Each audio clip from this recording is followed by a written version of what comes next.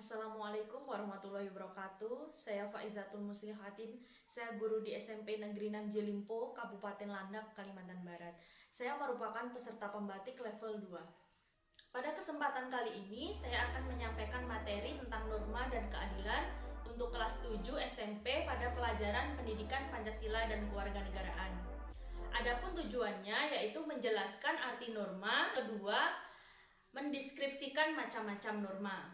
Sebelum belajar, saya akan menampilkan beberapa gambar yang berhubungan dengan materi yang akan saya sampaikan.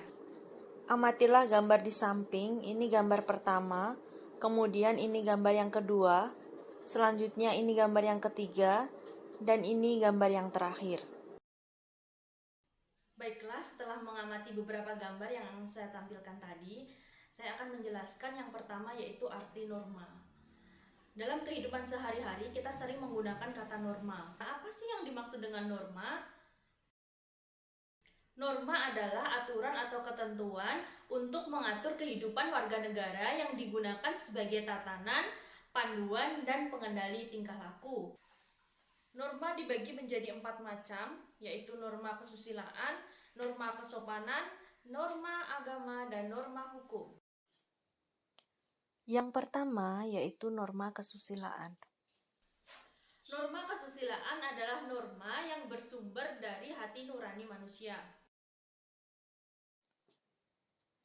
Contoh dari norma kesusilaan yang pertama yaitu tidak menyakiti orang lain, kemudian tidak berbohong, dan tidak mengambil barang orang lain.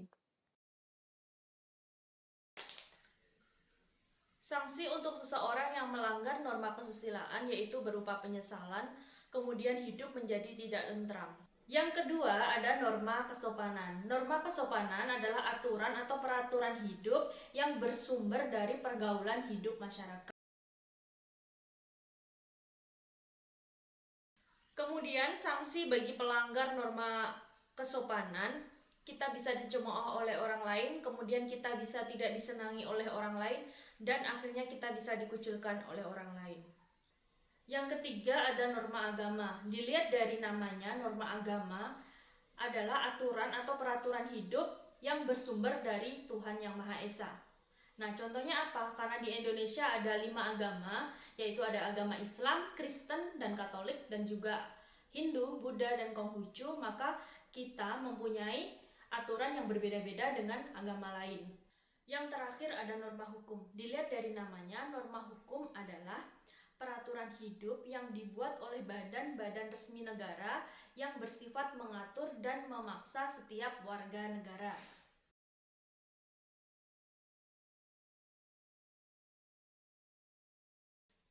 Norma hukum memiliki 2 macam sifat. Yang pertama yaitu bersifat perintah.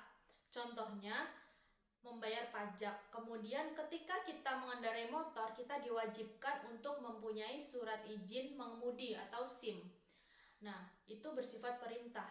Kemudian bersifat larangan yang kedua. Contohnya di sini seperti kita dilarang mengkonsumsi narkoba. Norma hukum mempunyai sanksi yang sangat tegas.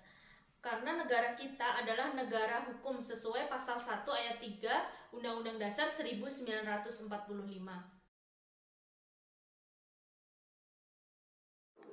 Sanksi pelanggaran norma hukum yaitu berupa denda dan kurungan.